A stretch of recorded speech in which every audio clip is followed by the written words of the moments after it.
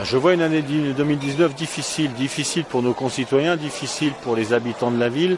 Au niveau politique national, par contre, il est clair qu'au niveau de la politique municipale, en tout cas, j'espère qu'ils vont prendre conscience que la politique qu'on leur donne sera une politique de continuité, dans laquelle nous allons mener les projets 2019, c'est-à-dire des travaux de la salle du 8 mai pour laquelle nous allons remplacer l'éclairage public et l'éclairage de la salle des sports pour que le club de handball puisse bénéficier d'un bâtiment de qualité. Nous allons aussi effectivement travailler sur le projet, le plus gros projet, c'est l'aménagement de la mairie, avec la mise aux normes accessibilité, avec la possibilité d'avoir la salle du conseil municipal qui se déplace au rez-de-chaussée pour que tous les Bélédoniens puissent accéder et surtout bénéficier du conseil municipal.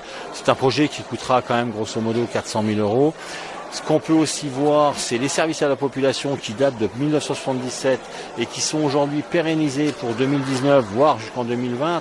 Donc les projets, c'est fournitures scolaires, c'est les allocations de rentrée scolaire, c'est aussi les 120 000 € qu'on leur donne aux subventions aux associations qui aujourd'hui, grâce à elles, consomment dans notre bassin de vie et en tout cas éduquent nos enfants. Donc on participe avec cet argent public, bien entendu, à cette vie de la cité.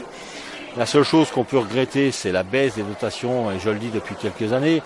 Aujourd'hui, Blénaud, c'est quand même 750 000 € de dettes à rembourser par an, même si elle a été divisée par 2 depuis le début du mandat. Il nous reste aussi encore 200 000 € à financer, que l'État nous vole, ce que j'appelle ça un vol, 200 000 € d'argent qui est pris pour redresser les comptes publics. Donc on peut que, en tout cas, regretter cette chose-là. Après, les Bélédoniens savent qu'à Blénaud, ils ont une ville qui fait des efforts, qui travaille pour eux en termes de cadre de vie, de qualité.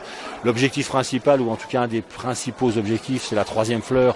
La troisième fleur dans une ville industrielle, c'est quand même quelque chose d'important, c'est quelque chose qui va marquer les esprits.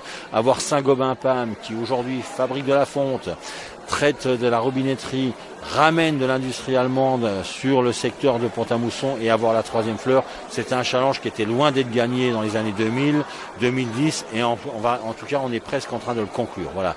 Moi j'espère en tout cas que les Bélédoniens, les Bélédoniennes sont contents de ce qu'on fait, que la politique qui est menée par la ville les satisfait et notre job à nous les élus c'est de continuer et d'espérer de pouvoir le faire encore longtemps. Voilà, merci.